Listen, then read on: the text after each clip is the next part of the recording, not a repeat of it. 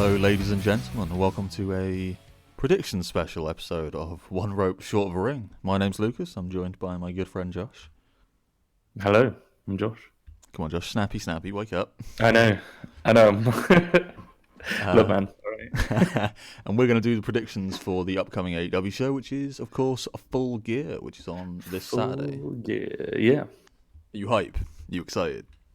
I am, actually. This card looks pretty nuts. I mean, it's we'll talk about it later, but for a roster this size, you just get all the big stars in it in every pay-per-view, so I guess that's kind of always going to happen, but I'm really excited for all these matches, basically. Yep.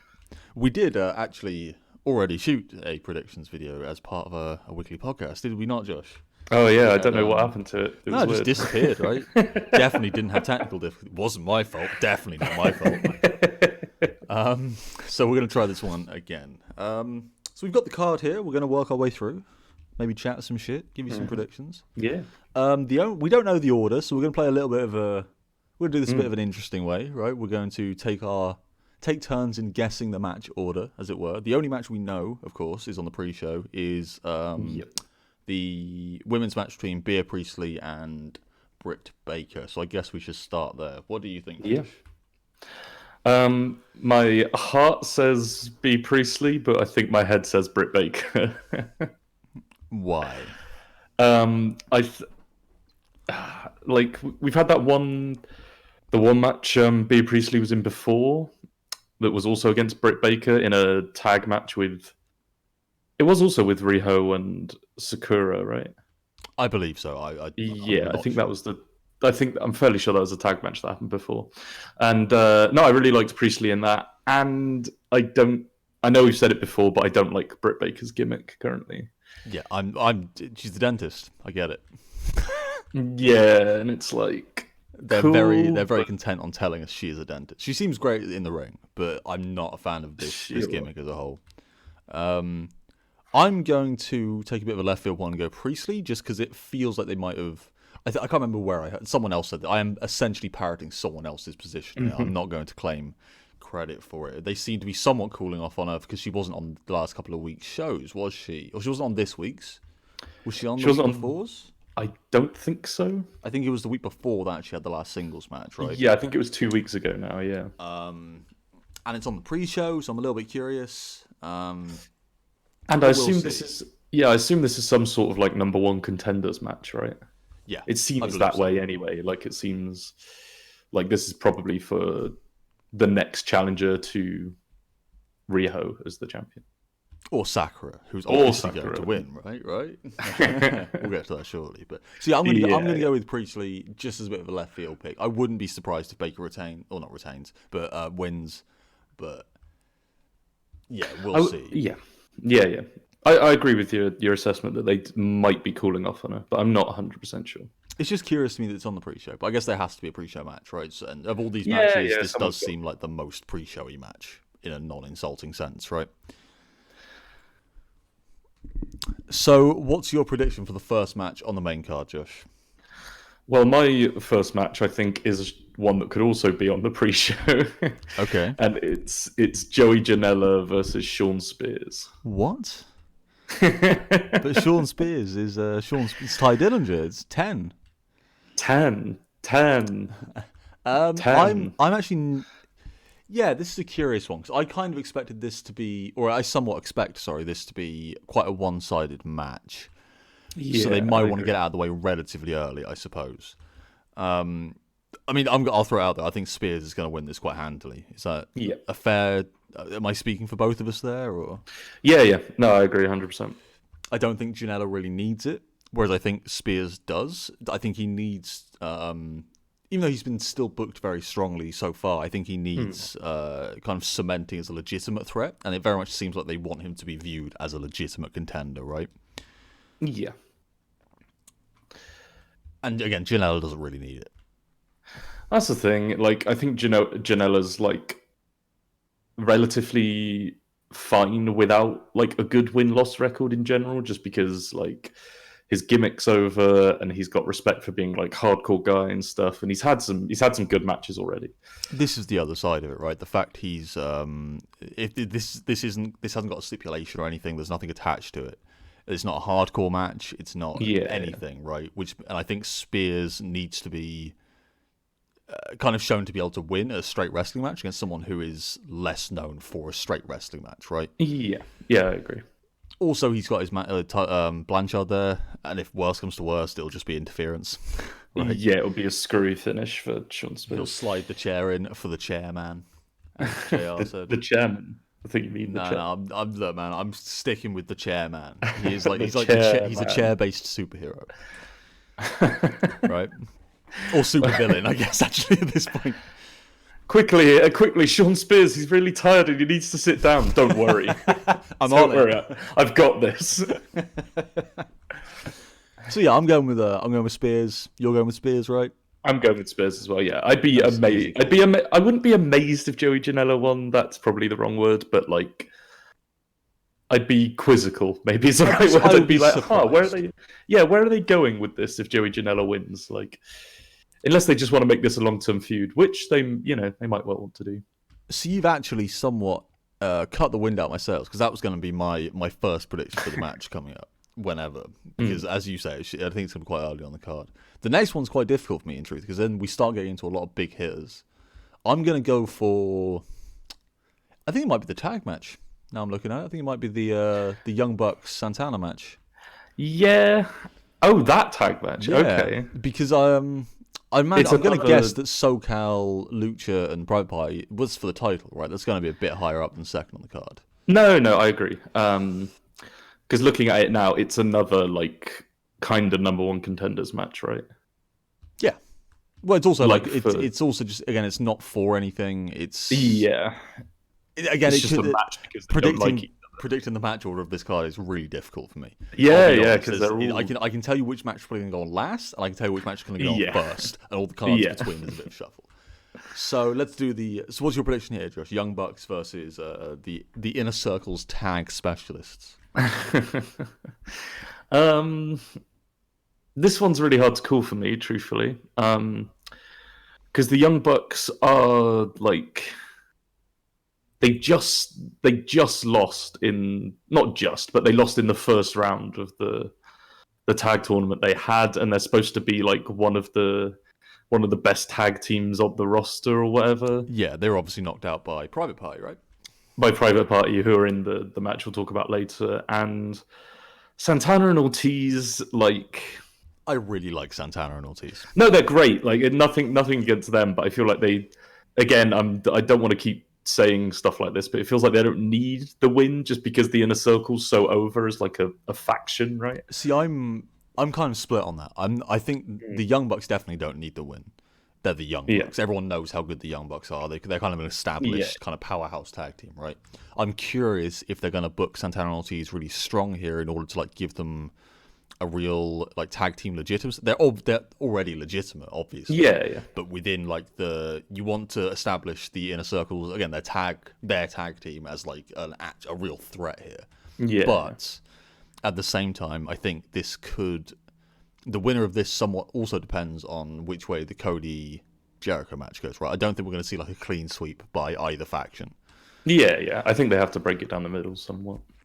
I could see this going either way, though. It's a difficult one. So make a call. What's your... All right, because I know what you're probably going to say. I'm going to say the Young Bucks. All right, I'll go. Yeah, I was going to go Santana just because I want them to win. I really like them. Like, I'm not a huge fan of the Young Bucks. They're great. They're a good tag team, but I really want Santana and Ortiz to get a real push. Like, there's a lot of like, I like the kind of, I don't say the edginess of it, but they're a little bit like the Usos, right? If we're gonna make a WWE comparison, they've got this kind of like gangster aesthetic. I kind of dig it. Yeah. They're a little bit more like scrappy. That's the thing as well. I think my head says Young Bucks, but my heart says Santana Ortiz again. It's very much. I think it would make sense for the Young Bucks to win, but I'd be more excited if Santana or Ortiz won. Yeah, I think that's fair. Okay, what's your next guess for the match? Next pick. The problem is, for me, it's between the John Moxley Kenny Omega lights out match, or the Riho Sakura match. Okay. I'm not sure which of the two. I'm gonna say John Moxley. I'm gonna say John Moxley Kenny Omega. Wow. All right. Yeah, That was going to be one of my higher ones. I've got to say. that's the thing. That was Like kind of lit later on. it's difficult for me to know where this is going to be because it could be right near the top of the card because it's like a big long like 20-minute half hour massive match, or it could be lower down on the card because they don't want it to because they want to have it in between like smaller matches, if you know what I mean. Sure. Because they don't want it to be from if we would go from maybe the top up, just the order in my opinion, we'll obviously go through it later, but like they don't want to have like this massive Jericho Cody match and then a really massive match for the tag team titles, then a big match for the women's championship. Like just to load all that onto the end feels like Sure, that's fair. too much to all happen at once. Which way are you leaning? Because these are two of your favourites in the company, right? They are, yeah. I'm a sucker for Moxley's gimmick. I think he does it like Oh, it's great. he does the unhinged probably more than better than pretty much anyone else, really. Oh, for sure. No, yeah. Yeah. I'm definitely more of a Moxley fan than I am an Omega fan, although they're both fantastic, right? You that's the thing. can't hate Omega. Yeah. I don't think anyone can. Really. Well, Cornette manages it. I was going to say it's one very, very specific person that does. But I think Moxley. I'm going to vote with my heart on this one. I've done two votes with my head. My heart. To be fair, I think, in my view, I think Moxley's also the like.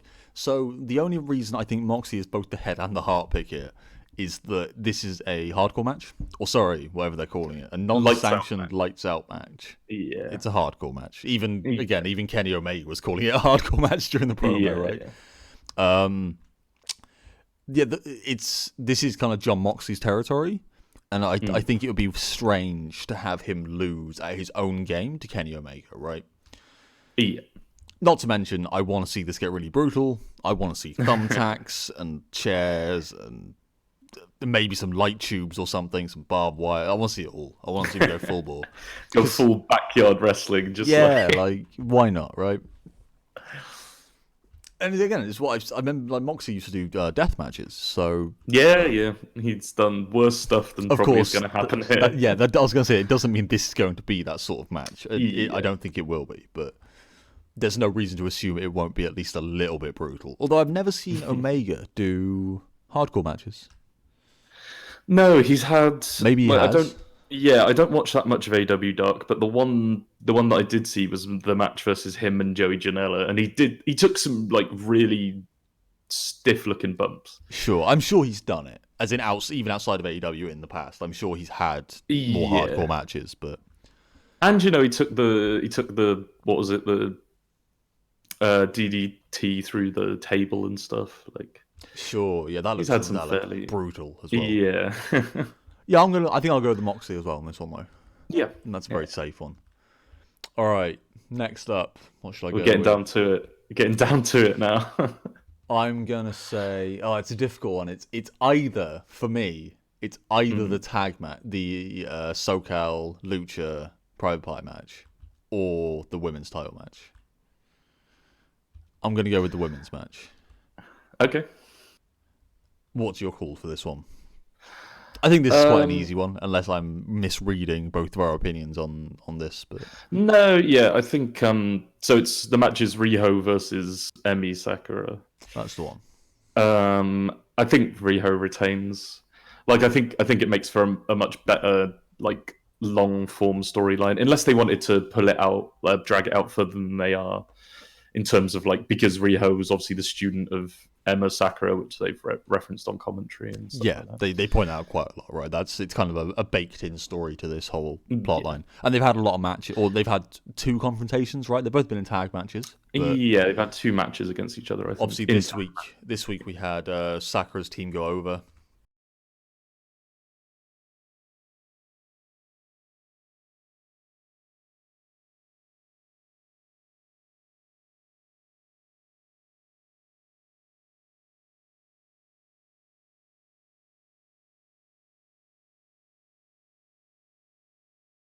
Right. See, I'm gonna go with Riho on this one. I think again, I think it's a safe bet. There is this baked-in story of the kind of student and master relationship. Yeah, I don't think they're going to want to strip it off Riho already, and if they are, I don't think Sakura is going to be the one to get it. Yeah, she just doesn't feel like a champion. She's fantastic. Don't get me wrong. She's really good. We again in this podcast that magically disappeared. I was saying how much like she consistently wins me over every time we have a match. She's just like brutal and savage. It's great, but she's not winning here. Yeah. Also, they'd have to change the belt entirely because it's made for like Riho, and she's tiny. It just wouldn't work. Yeah. The only way I could see it happening was if they wanted to make this a longer term storyline. So like Riho drops the championship to Sakura, and then that leads to them having more singles matches, and then on the next pay-per-view, the passing of the torch happens. But I don't feel like that's particularly necessary. No, I don't think you have to do that. Again, you could, but it's not needed. I think that especially when we've got a lot of women's competitors who are looking like they're gearing up to like a lot of them are like in a position where I can see them making runs at a title. So you don't want this tied up in this sort of feud, which I don't feel has really had much story. You know, it's an organic story, but it hasn't really. There's no real deep plot line to why this match is happening. I don't think. Yeah. Whereas you've got we've got Awesome Kong. That whole thing's building up. That match, by the way, would be terrifying. Awesome Kong Riho. Jesus. Yeah, someone's gonna die. There's a lot of like women's competitors here who I think are gonna be legitimate threats, and I don't see Sakura holding onto the belt or taking the belt and holding onto it for that reason. I think. Yeah. So yeah, I'm going Riho. Yep, both going Riho. Go on then, Josh. What's your next match prediction? So, just to look it over, the matches we've got left are Chris Jericho against Cody. Yep. Got Adam Page. Adam Pack. Adam Pack. Got Adam Page versus Pac.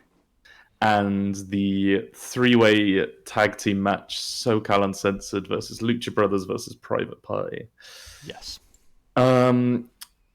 I think the next match is probably going to be Adam Page versus Pac. I'd agree with that. Yeah, it's between that and a tag match, but I think this is because it's not for a belt. Because like it's obviously going to be a good match, and it's like between two of the I don't want to say top guys, but I guess Pac is one of the top guys, and Adam Page are both. Oh, 100%. Yeah. They're both top guys of the company. Yeah. I think they're going to leave it for later, but not have it be as high up as the rest of the matches for the title matches, as it were. Yeah. I think Pac's probably going to win this. Yeah, I would agree with that. This is one of the easy ones for me, I think, personally, to call because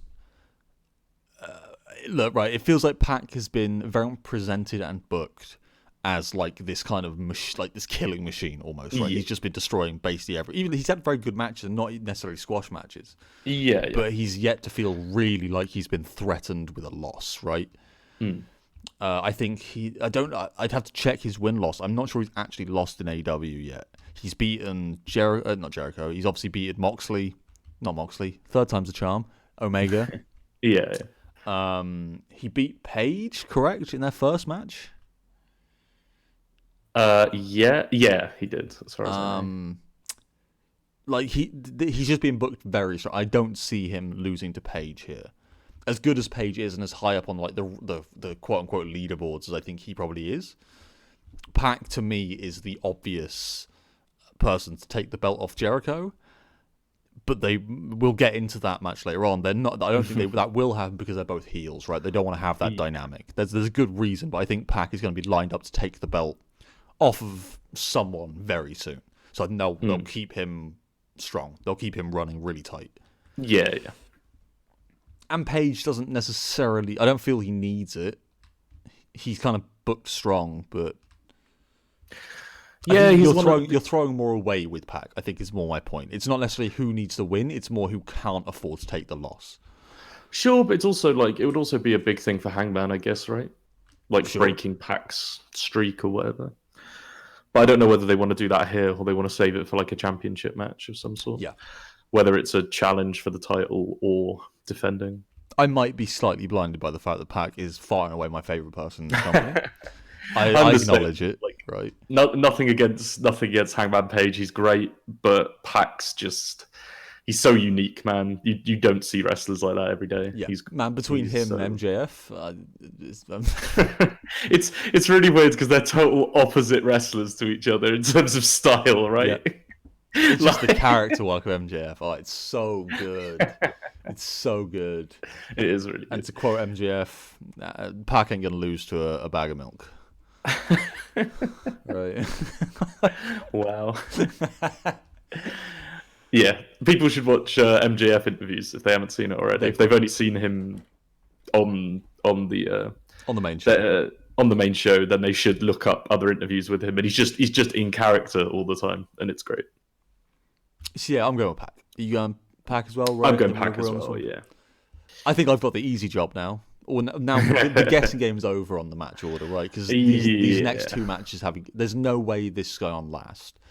So we've got SoCal Uncensored, Lucha Bros, and Private Party in a triple threat or a three-way, tag match for three-way tag team match for the championship or for the tag champs.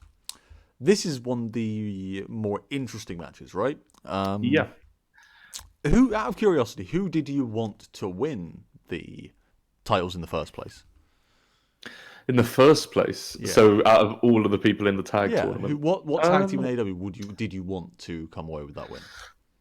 God, I'm trying to think now of people that didn't make it that far.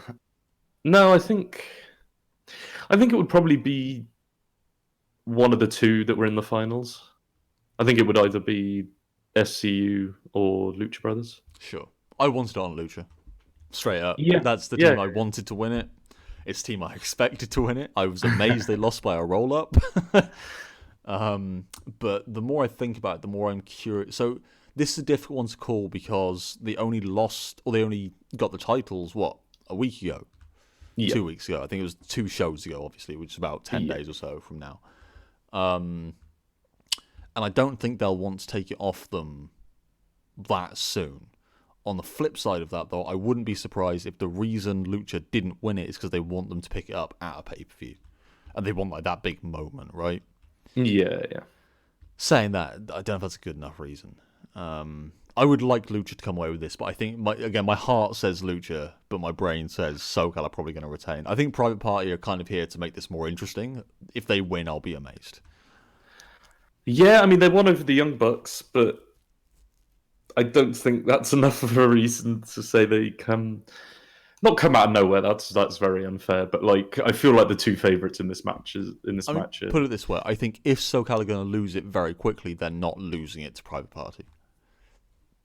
Sure, yeah, I could see him losing it to Lucha Brothers or something. Yeah, and none of this is like a knock to Private Party. They're really good, but I think again in this match specifically, they're not. Again, it would be a swerve, I guess, right? Yeah. If you want to shock me, but that would be 2 shocks you had with me that that involve the Lucha Bros not winning the title. Hey man, that's going to be a shock every time they don't win the title for you. I think. To You're not wrong. They're my favourite tag team in the company at the minute, by far. They are really good. Along with Ortiz and Santana, right? They're also very good. Yeah. Yeah, I'm going Lucha. What's your call? No, sorry, I'm going SoCal. I'm following my brain on this. Following your head on this one. Yeah. No, I'm probably going to say SCU as well, just because, like you said, to me it doesn't make that much sense to have them win it and then like 2 weeks later just immediately lose it again. Yeah, I just don't see why if you wanted Lucha to be champions, why you wouldn't just put it on them then, right? Or, like, things could happen in this match, I guess, that we're not accounting for, but I don't really know what that would be, to be honest with you. No, sure, yeah. I'm not sure. And then the final match, Josh. Yeah. I mean, this is always the main event, right? It's yeah. There's not a chance. If this isn't on last, that's it. I'm out. I'll be amazed because it's for the title, right? Yeah, it's for the AEW World Championship. And it's got Jericho and Cody. So that's the match. Sorry, for those watching, it's Chris Jericho versus Cody, obviously, for the title, with the stipulation that was added this week on Dynamite, which is if Cody loses, he will never challenge for the AEW Championship again. Now, I almost don't like this stipulation. Because I don't feel it was necessary. I feel it. I don't say it makes. I don't say it guarantees the result, because I'm not entirely convinced it does. I think it definitely makes it more likely that he's going to win. Yeah, but I can see that look, it's wrestling. There's ways out of these sort of things. How many times have we watched like wrestling matches where it's if I lose, I get fired or I retire, and then they show up as But I think it does mean that if they want to have Jericho retain, they're going to have to pull some weirdness. Maybe, again, I think the outside chance here is of interference. That's what I'm not sure about. I don't know how that would play in. If it, like, for example, does it count as Cody losing? Is this an issue of if he loses or if he doesn't win? Because I guess if there's loses, a DQ, right? that's not him losing, is it? But man, to be honest, I'd be like kind of mad if this match ended in DQ. Sure. Like if it's just like, oh look, Cody's winning, but guess what? The Inner Circle are here, and they just come and beat down Cody. That would be like. This is kind of what I mean, though. That they've almost painted themselves into a corner, or put themselves into a corner, right? In that now that you have to have there's an obvious result here, and anything that is not that result means you've got to be a bit screwy with it. Yeah, I would like Jericho to retain. I don't want Cody as champion. Well, that's not. That sounds a lot harsher than it's meant to. I really want Jericho as champion. He's great. I think he's not quite done yet. I think there's a lot more you could have with it. I think he still needs to build credibility as I think the Inner Circle needs the belt as a faction quite a lot. Yeah, more than he needs it as an individual, and I don't know what Jericho does without it. Does he go on a break? Which I guess no, I'd quite like to see him chase the title. Because I believe Jericho's... I just don't know where they'd go with it. I'm pretty sure Jericho's got a match in Japan quite soon, right? He's doing a match with New Japan. I'm not sure, to be honest. So maybe that's what it is. Maybe he's heading over there to do a program, and so they want to get the belt off him so he can have a bit of time off and go and work elsewhere. Yeah. But that's getting into a lot of politics that I really don't have much of. I'm really not familiar enough to be able to take any guesses. As a side note, have you heard about this Kenny Omega draft? We'll get back to the predictions in 1 second. But Kenny Omega apparently, maybe someone trying to get him banned from Japan. What? Yeah, now I'm repeating sources here. I have no idea what the original source was, right? But reputable people are talking about this. In that it looks like Kenny Omega's kind of. There's heat between New Japan and AEW, and Kenny has managed to annoy someone. And that it looks like the owners of New Japan are apparently quite a powerful family, and they might have like fingers in a lot of pies. And they might be trying to get Kenny banned from the country. Jesus Christ. Now I'm going to look this up, and if this is still in the podcast, it means that I'm not been totally like wound up here. But yeah, for all of us that were hoping for like a close working relationship between New Japan and AEW, I don't think that's going to happen. Yeah, and I know it's a big thing for Kenny as well. I know he was living over there when he did. Obviously, he's over here now, but like, yeah, I don't know. Fascinating bit of little drama. But anyway, back to predictions. Sorry, this is a predictions podcast, of course. Yeah, I'm going with. I started so confidently. Yeah. I was like, oh. We've got nothing riding on this, so I'm going to say screw it. I'm going to go with Jericho. I want Jericho to retain. I don't know what screwy stuff they'll pull out, and I'm kind of worried that it might be a DQ and there'll be some weirdness, but in the long term, I would rather Jericho comes out as champion than Cody at the minute. Yeah, I think if it is a DQ, I want something to come of it. Like, if it is a DQ, I want, like, some sort of Inner Circle and someone else gets set up with it, right? Like, if Inner Circle comes out, or just Hager or something, right? Give me MJF turning on Cody. Have him go full heel, because he's already kind of a heel. He's just friends with all the faces.